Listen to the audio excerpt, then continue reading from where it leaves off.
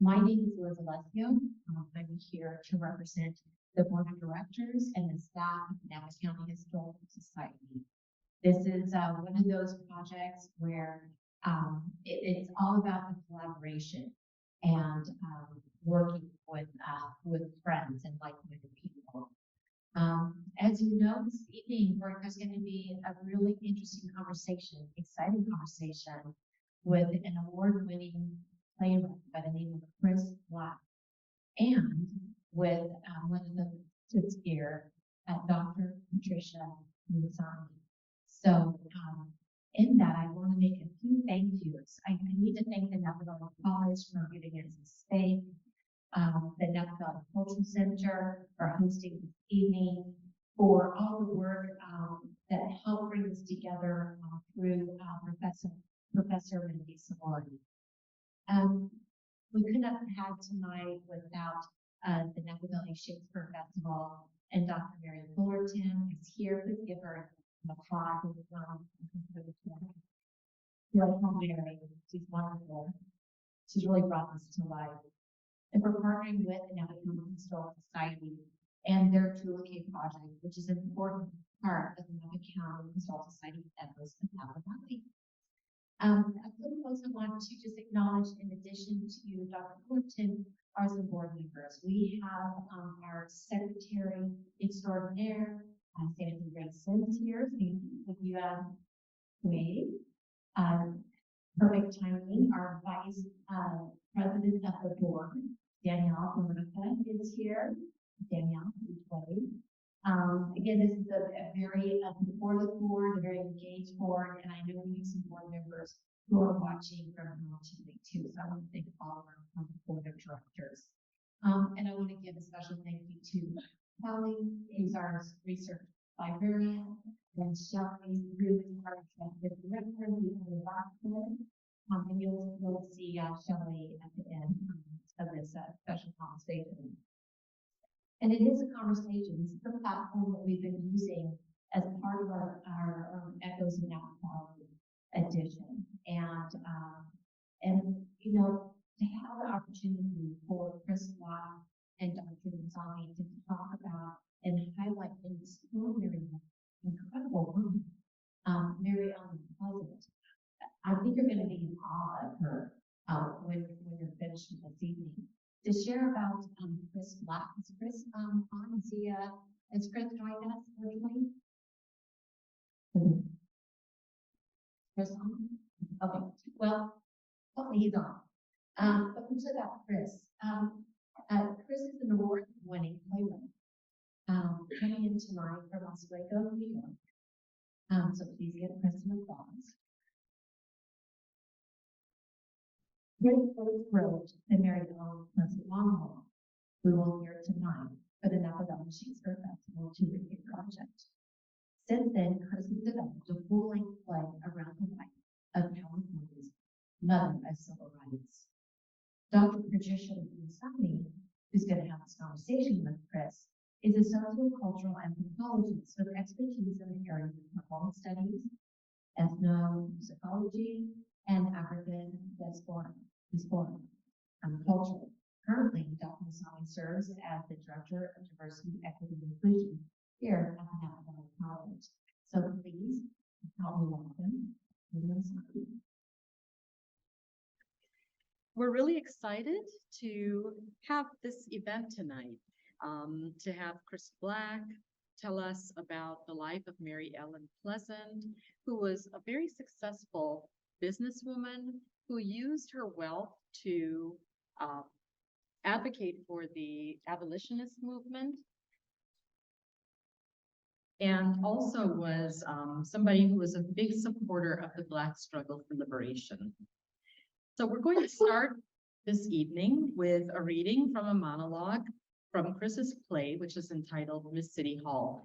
And this is being read by the actress, Louisa Abernathy. This recording is part of the Echoes of the Valley, the Tulocay project. I've lived a life where my hands have been able to stay pretty clean. But what about the rest of me? That's the thing about having the people who put you down outlive you. That's the thing about having a tale outlive the truth. You can't control it. You can only hope someone uncovers the track on which your life ran. And what a life I've lived. What if I told you I ran a slice of this world? Would you believe me? A woman like me, looking like me, holding stakes? Almost sounds like the start of a joke, but it isn't. I ran a slice of this world and had people like pigeons eating out the palms of my hands. I made more money than you can count on your little fingers and saved enough lives to fill a town like this one. Nearly $30 million. How much do you have in your pocket? But San Francisco, the town I came to as a girl, the town that loved me as a young lady, the town that hated me as a grown woman, the town I'm passing in as an old rag. Oh, how the world will turn on you just 'cause they realize what skin is really covering your hands. Welcome, Chris. So happy to have this opportunity to sit down with you. Same, yeah. Thank you for being available to us. And we're really happy that we were able to reschedule the interview. So I'd like to just dive in with the first question, which is, can you tell me a little bit about what led you down to the path to becoming a playwright? Oh, yeah. I mean, it wasn't one of those things. I feel like a lot of people who do what I do have this very linear path of like they start, with theater as a child and they go on from that. But that's not really my story. I didn't do theater as a kid. I wasn't interested in theater as a kid. I didn't go see theater as a kid. It was something that was extremely out of my viewpoint and completely out of my horizon. It just didn't feel like something that I was destined to do, or however you want to say it. But I was always interested in telling stories. In some capacity, I was always interested in things like filmmaking and animation and poetry. But I didn't write a play until 2019. And it was one of those things where I had thought about it, but I just couldn't crack the code on how to do it. It felt, really limiting in its scope, and I wasn't sure how I could tell full stories without cutting to 1,000 locations. But then one day, I guess all the pieces kind of connected, and I sat down and I wrote a play, and it was not great. But it's something told me to keep doing it, and something told me that this was something that was worth continuing and trudging on with. And so yeah, but it was never a path or anything. I'm just I'm just a kid from Houston, Texas, who's kind of been swept up in this life. It's going well so far, so yeah. So were you exploring with other modes of storytelling prior to this? Yeah, I mean, Prior to becoming yeah, I was the annoying kid who was running up and down the hallways making really bad short films and music videos with his friends in high school.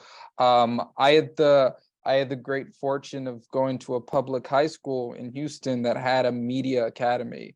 So I would go to school and have access to all this equipment and cameras and all this really expensive stuff that I shouldn't have had my hands on at that reckless age. So yeah, I was experimenting with film. I was experimenting with storytelling in that way.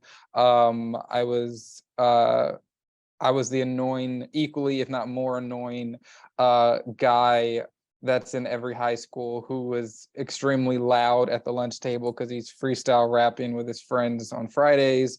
So I was without knowing it, using language to tell stories, just in very different ways. And writing, I had the great fortune of having certain educators, like my 12th grade English teacher, who let me write poems in lieu of essays, and who kind of pushed me and said, you might not see it, but there's something here, and we're just gonna, get it out of you.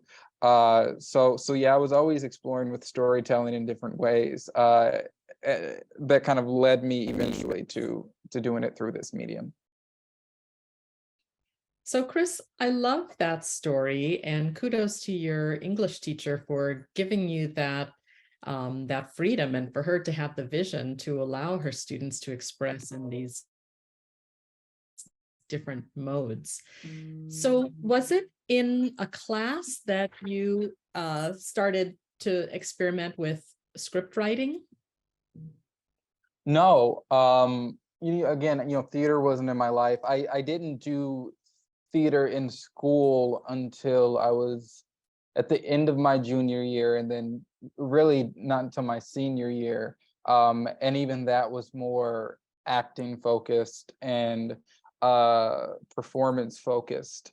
So I didn't, I had a lot of ideas for stories and a lot of ideas for movies and stuff that I just didn't have the money to make, or the resources. And I would write little scripts. I mean, starting even as a toddler, writing little puppet shows and things like that. And then I would write, short films and stuff throughout school. But theater wise and play wise, no, I never had a kind of like a formal education with it. Even in college, I didn't do theater in college.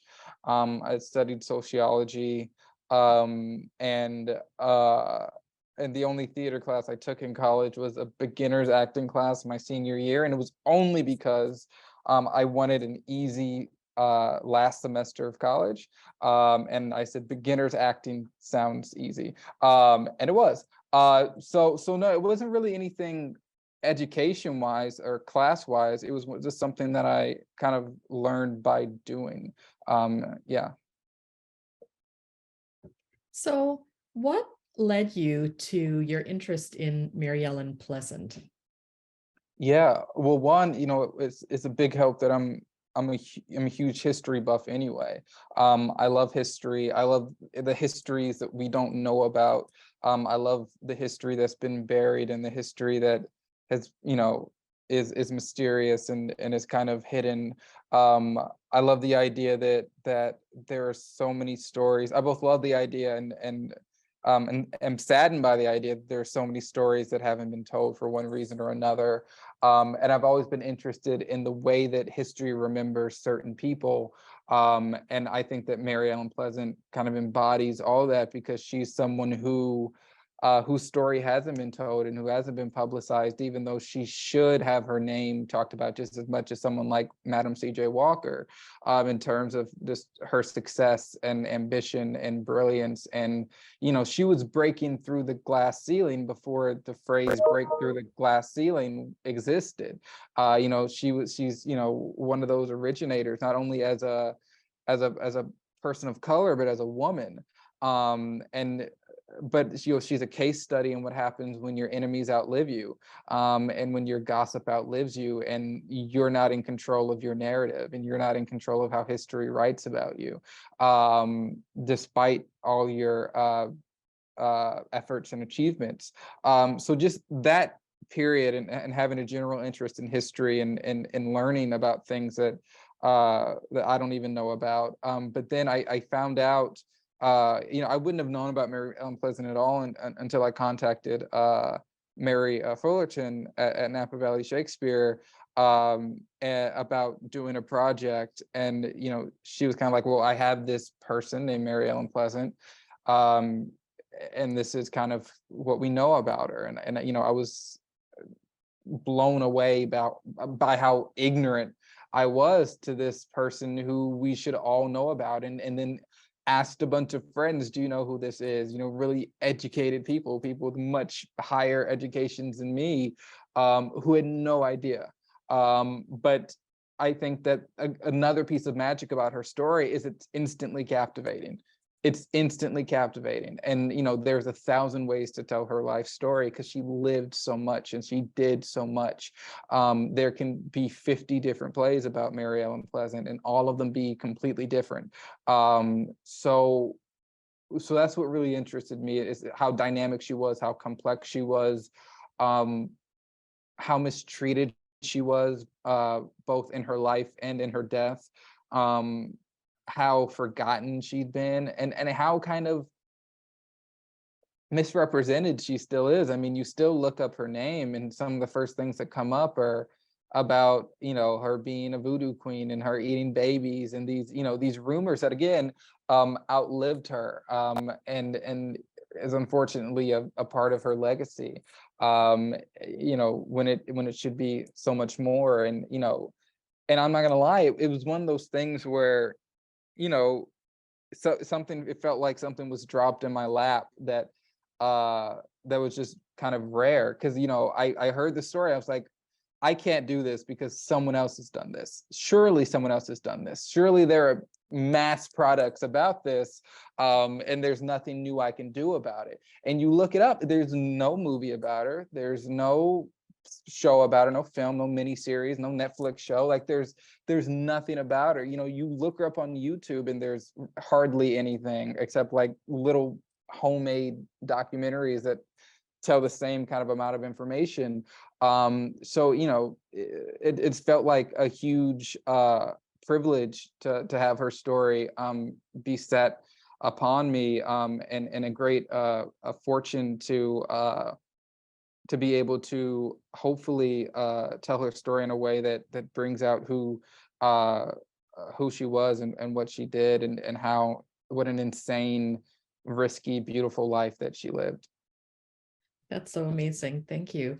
So speaking about this amazing life that she lived, why did people refer to her as the mother of the civil rights movement? For a lot of reasons. One, I think she was a huge abolitionist. She fought for freedom and she fought for civil rights. She fought not only in terms of abolition and helping slaves get to freedom, but in terms of court cases and legal pursuits, and civil rights, not only racially, but in just treatment of people, and in making sure that people got justice and that people were able to live their lives and feel free, not only be free, in terms of education, in terms of assisting in legal aids and legal funds, and in aiding abolitionists like John Brown, and really being at the precipice of the Civil War, and establishing businesses, and just basically doing all the things that your history book will tell you that someone in her position wouldn't have been able to do, and just really being this touchstone for liberty, and this touchstone for freedom, and this touchstone for equality, and fighting for that fiercely throughout her entire life in multitudes of ways. So Thank you. She was an amazing person, right? And as you say, it's astounding that her story is so unknown, but it's astounding. It's shocking, but it's not surprising, right? Because what stories get to be part of the dominant historical narrative, right? And that's why it's so important for people like you to be engaged in the work of uncovering and documenting these stories in various media, and so you're doing this as a playwright, and other people engage in oral history projects to document these hidden stories. And so kudos to you for doing this work, Cris. This is really fabulous. Now, can you tell us a little bit about your creative process? Yeah, I mean, my creative process, and everyone's is different, but mine is mostly waiting. What I always say is that writing is like 1% talent and 99% transcription. I think my job is to transcribe the characters and the voices in my head, who will raise their hand when they're ready to talk.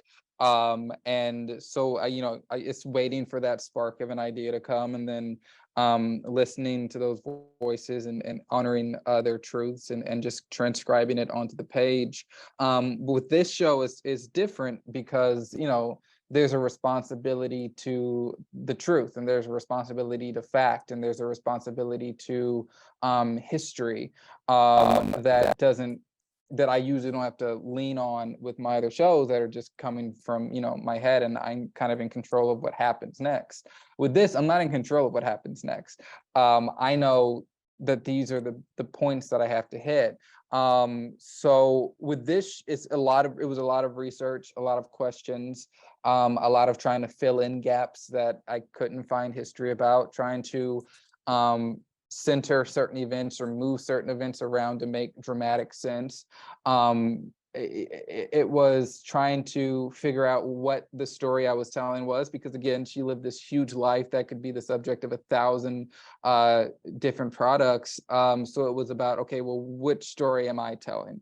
And which version of this woman, because she herself told 1,000 different versions of her own story.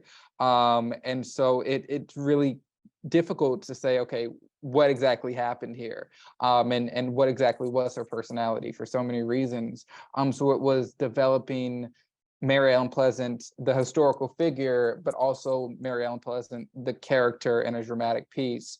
And there's no voice recordings of Mary Ellen Pleasant. There's no home movies of Mary Ellen Pleasant.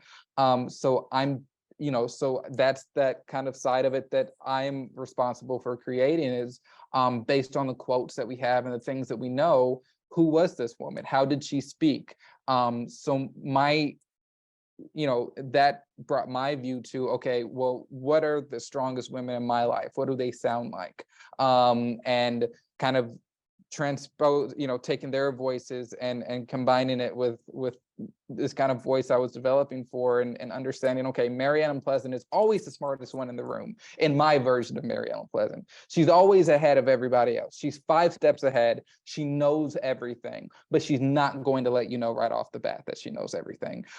She's going to listen to you. She's going to observe. She's going to nod her head. And then when you least expect it, she is going to throw your entire life at you, and everything that she has gathered just by listening and watching, because that's something that she did, and something that she's documented talking about, is how it's better sometimes to be invisible, because that's when you get the information, that's when you can listen, and that's when you can kind of absorb things without anyone noticing.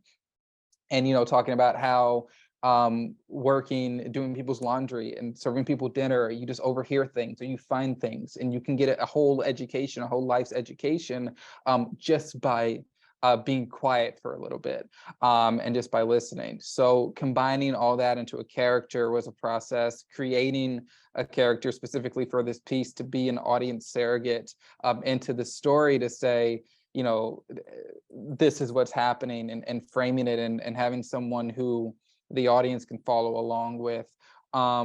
It was being respectful yet honest, and looking at both sides of a lot of things, such as the fact that she passed as a white woman for a long time, and that's how a lot of things got done in her life, and arguing both sides of that in the show, the side of, well, it was kind of a necessity. It was kind of something that she used in order to get things done, in order to be able to free people, in order to have a certain amount of control that a Black woman wouldn't have been able to have at that time.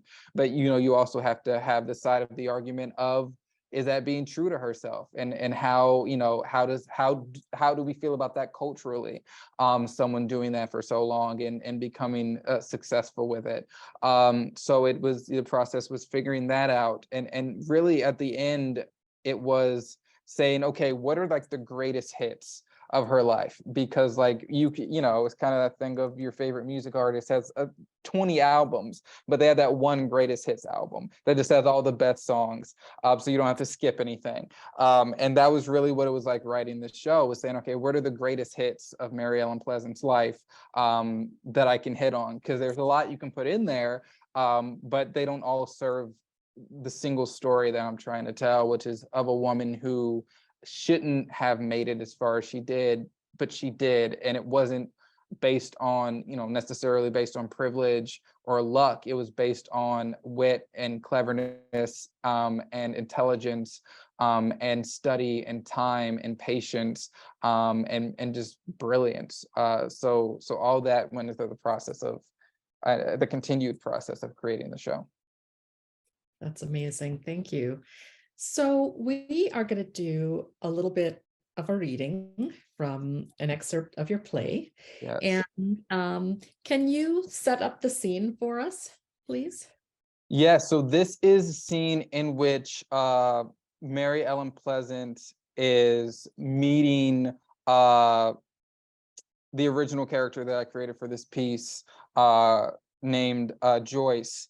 And it's kind of her trying to figure him out, him kind of knowing who she is. And so it's just kind of one of the first moments in the show where we as the audience are also learning who she is as a character and as a woman. So yes. All right. Thank you. Well, shall we dive in? You a bold one. Must not have been here long. I can't say I have been. Long enough to know my way around. Apparently long enough to have developed a bit of a reputation, if your mouth speaks the truth. Nothing but I only call it like I see it, only see it like I call it. You speak good. I'm well spoken. Yeah, sure are. Too well spoken for a kitchen, if you ask me, which I know you didn't. But if you did, I tell you, you're too well spoken for a kitchen. That's the way my eyes see it. I feel like you may be lost, Ellen. I'm never lost. Everybody gets lost now and then, part of life. I might not always know where I am, and I might not always know where I'm going, but I know I'm always going to end up where I'm supposed to be. And let me guess, you don't never get afraid. No point in being afraid of anyone or anything. We all have the same thing in our chest, a heart. Let the next man see the slightest sign of that fear you're talking about, and they'll take their claws and tear you to shreds, and they'll rip that heart out too, for no other reason than them knowing that they can. Why allow others to be the cause of your skin shedding? Why be afraid when you can be the one who is feared? Why be the weak when you can be the strong? You put up a mighty good act, Miss Pleasant. I'm sorry? Or that's your name, ain't it? Your real name, not one of the ones you use in places you travel to. Miss Ellen Smith don't exist, but Miss Mary Ellen Pleasant is alive and well. You must have mistaken me for someone else. Don't worry, I ain't a bounty or nothing, just a grateful man, a man who owes you the one heart I got back when you were running the Freedom Transport in New Bedford with your husband, James Smith. James passed. I heard about that, but you, Miss Pleasant, you saved my brother. You got him out of hell. I know with all the folks you saved, you won't remember. Jeremiah Lee. That's him. There are too many people whose lives are dancing in the palms of my hand to forget their names. You can't afford a failure of mind in my business. It's too dangerous for everyone involved. Same as with this conversation between the two of us. Dangerous. So is refusing your own spirit. What truth is being refused? You say you don't get afraid, but there ain't no way you ain't scared to death every day of your life. I told you. I got 2 ears. I heard you. Hell, now I might not be as smart as you, Mary, but I know some things. And I know what those 2 ears have heard for a while now. And they've heard about all the places you've been chased out of. And I'm not here to get your head. I'm a friend. I'm not here to hide. all the way here from New Orleans, you were fleeing, you were running. I wouldn't be surprised if your feet are so scarred up that every step hurts you a bit. I'm here to grow. I took passage on a ship as if I myself needed someone to free me. I spent 4 months on that ship. I didn't take that voyage as an act of running. I did it as an act of resurrection, recreation, reconstruction. I heard the streets of California were wild, but I heard they were covered in gold too, so here I came. The more wealth I am able to amass, the more people like your brother I'll be able to get across that gateway. How do you, I'm sorry, I have nothing but respect for you and the things you do. I want you to know I mean that, but how do you plan on, what do you say, amassing so much money?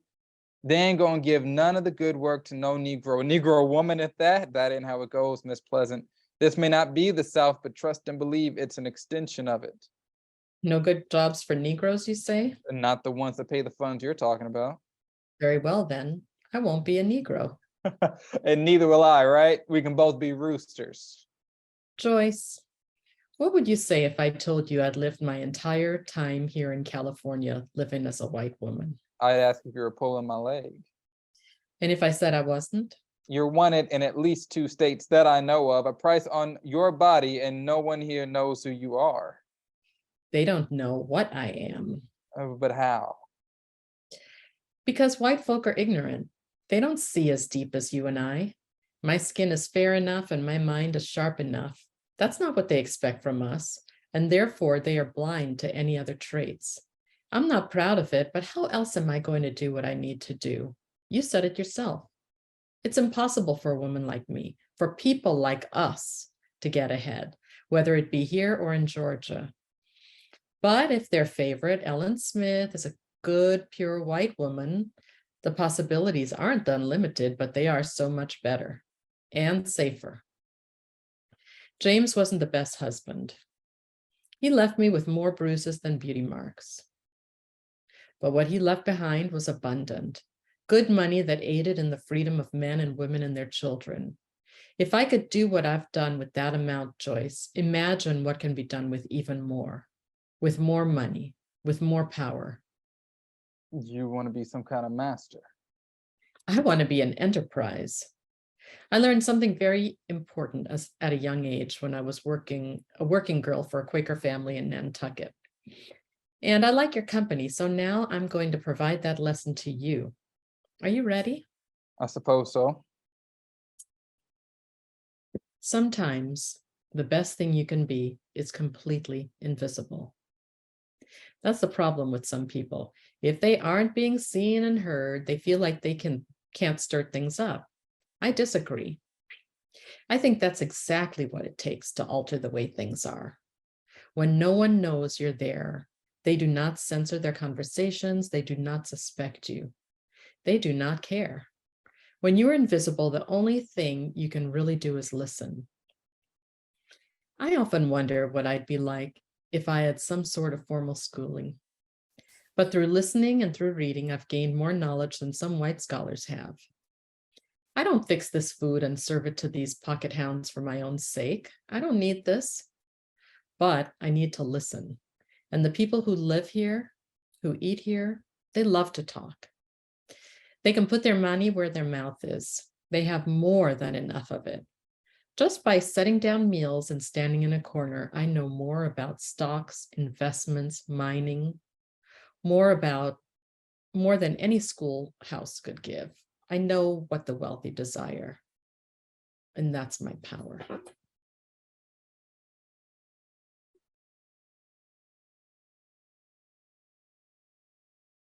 So amazing. So in that excerpt of the play, you're really getting at some of the themes that you discussed earlier, the ambiguity of her identity, a kind of unspoken criticism of her for passing as a white woman.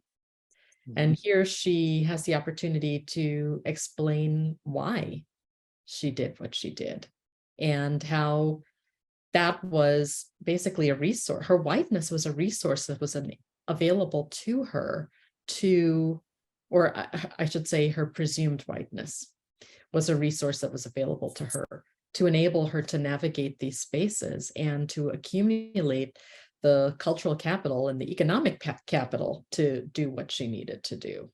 Exactly. Yeah, thank you. So I want to think a little bit about, that issue of race.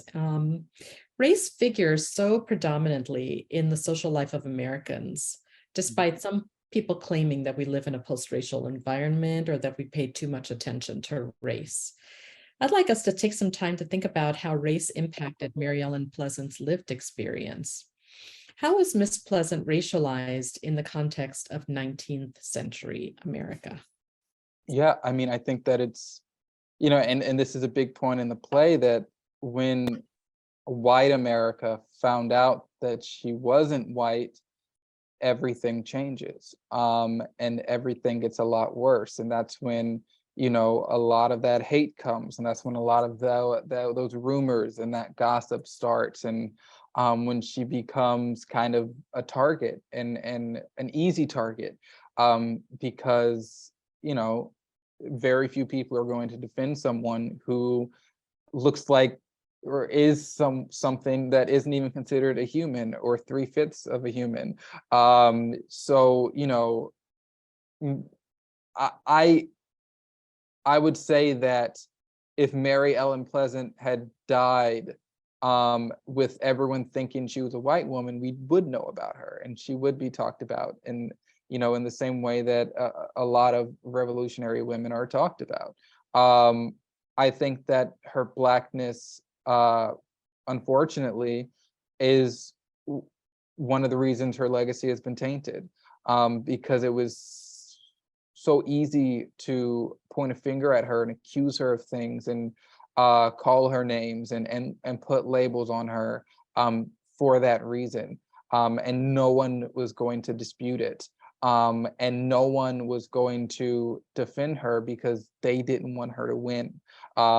Because if she continued winning as a Black woman, that basically proves their thesis wrong, that people of color are inferior. So they had to, even though she was superior to a lot of, if not most people around her, they had to find ways to break her down, so that she didn't become, this defined figure. And how do you do that? You spread the worst kind of rumors. You accuse them of the worst kind of crimes. You break down their legacy one by one. But at the same time, her Blackness is her resilience, and it is, the reason she did as much as she did, because I wholeheartedly believe that she had a foresight, that she was doing something that wasn't just for the then, but for the future, and that she believed in every single effort, because she believed in a better future and believed in a future. I won't say a post-racism future, but a future where races can live in a civilized community, or halfway civilized community, and that someone like her wouldn't have to exist further than her, and that all comes from being a person and a woman of color.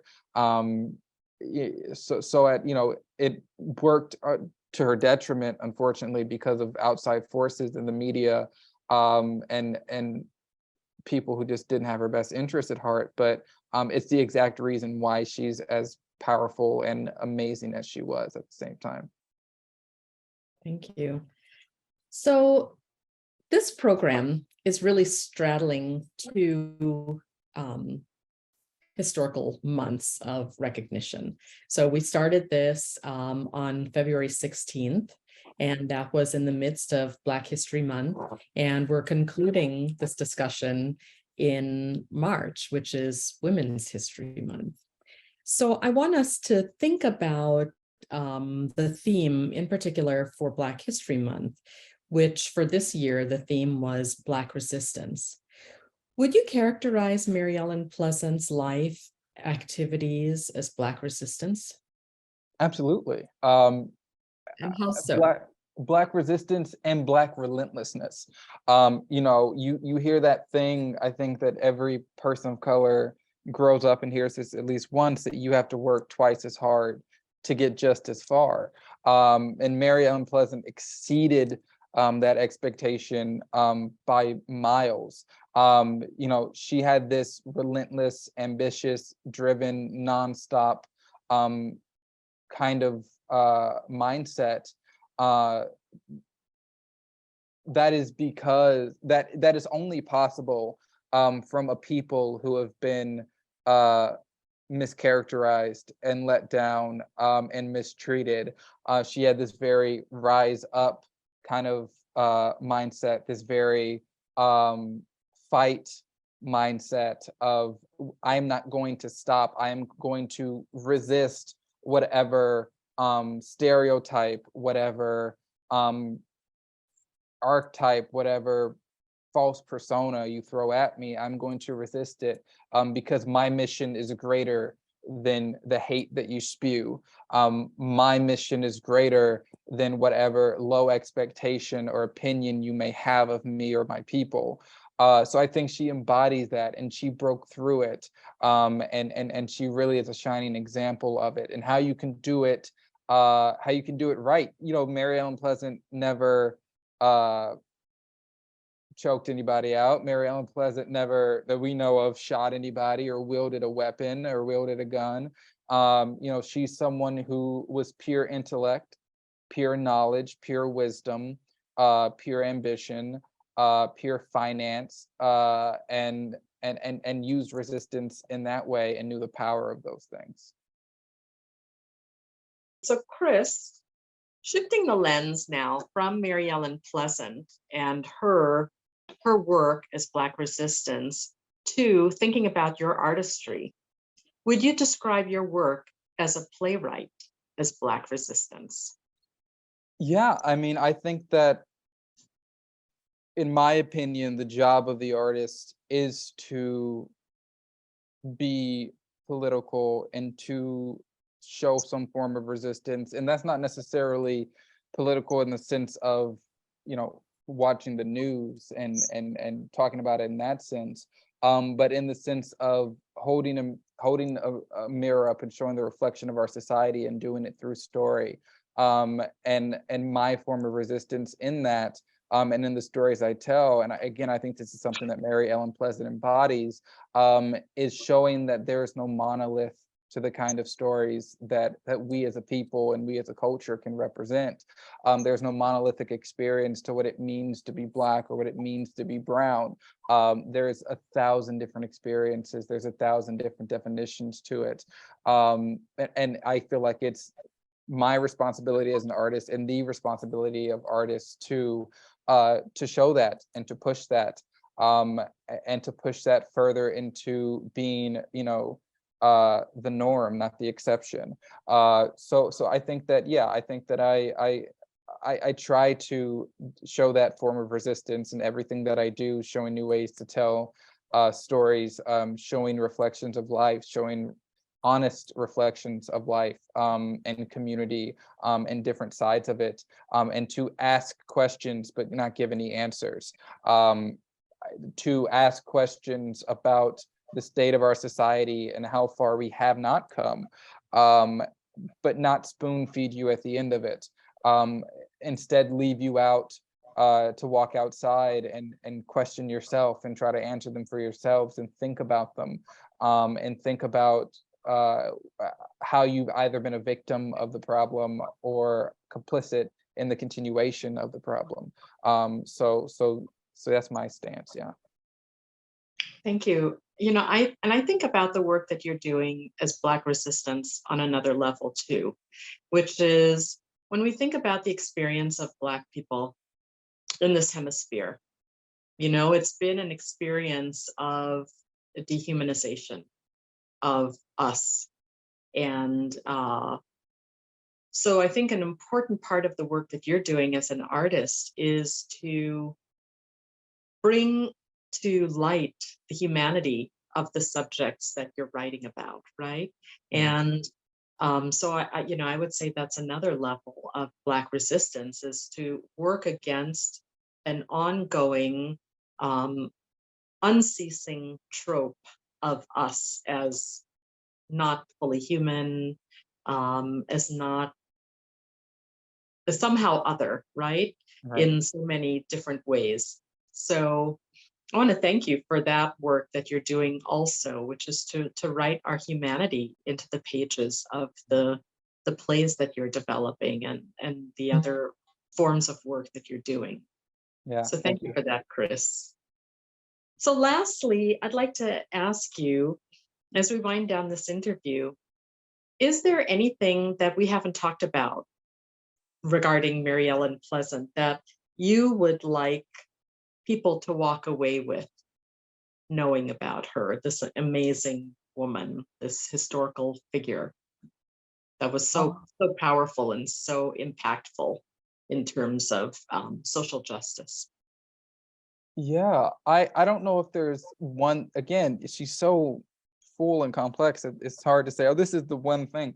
But I would, okay, two things. One, I want people to walk away just knowing that she existed.